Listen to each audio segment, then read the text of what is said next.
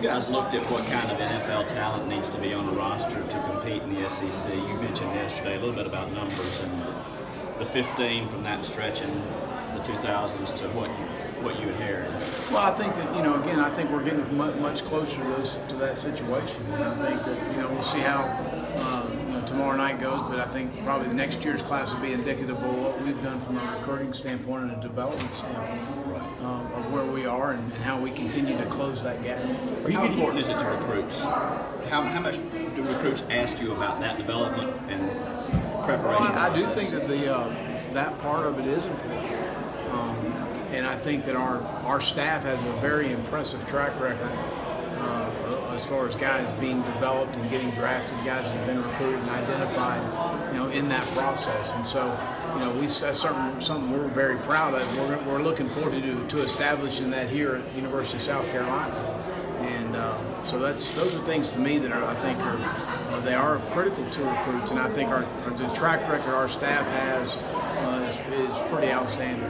How much will you follow the draft? Will you keep up with your guys? Will you be absolutely, yeah, absolutely. I think their next step is really important to these guys, and appreciate all their contributions here at South Carolina, and wish them the best, and just certainly always be a part of our program. Are you getting any feedback from the scouts about maybe there's a player that will be drafted that might be going a little bit higher than maybe is projected? Because we know Deebo's probably going to be the first. But I think that the guy that you keep hearing about is Deebo. He keeps climbing up the ladder, so to speak, because of the interviews and how well he does in his personality and his football intelligence when he's able to talk and visit with the people that make the decisions in the draft. And that's something that has been good to see. What kind of goes on a big recruiting weekend like you guys have coming up, and how important are those to kind of building your next class? Well, it's all about relationships. It's another opportunity, and this weekend for us is a little different. We do a lot more on campus than we do around our football facility to be able to see our beautiful campus, and that sometimes when they come on a game day atmosphere,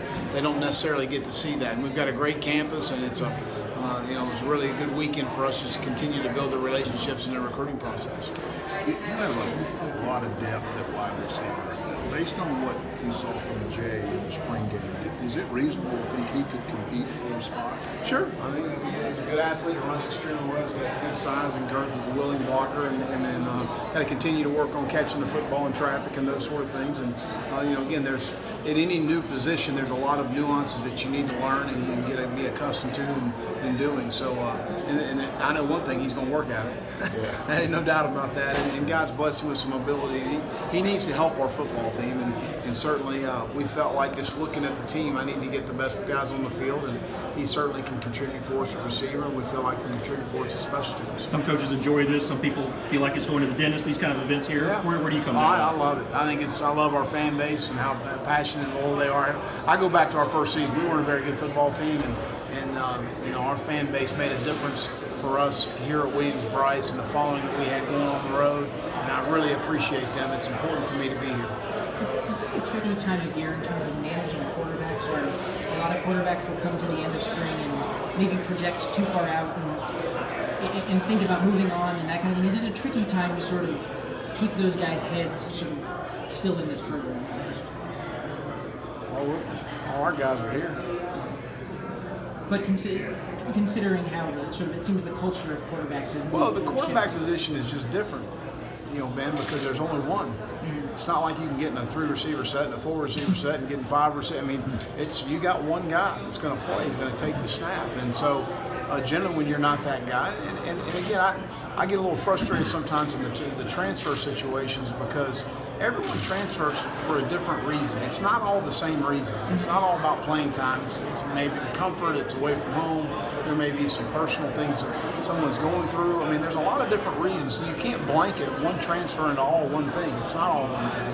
But the quarterback position is very different from all the others because there's generally, in most situations, they're not able to be like a Jay who can go play another position and contribute to your football team.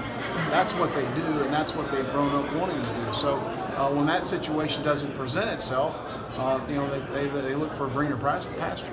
Well, how limited is Levante Valentine and what he can do as a football player from strength and conditioning because he does run track? Is there some limitations? No, I think no, there's no limitations at all. He's got to obviously get in the weight room because there's a different thought process as far as the track conditioning is concerned and the football and the physicality you deal with in the football field. So once he gets done with the track season, which he's had a really good year, we'll get him in the weight room and get him working. So he'll be here all of May running track. He won't finish that until I think the second week in June, I believe, and then he'll be with us full time.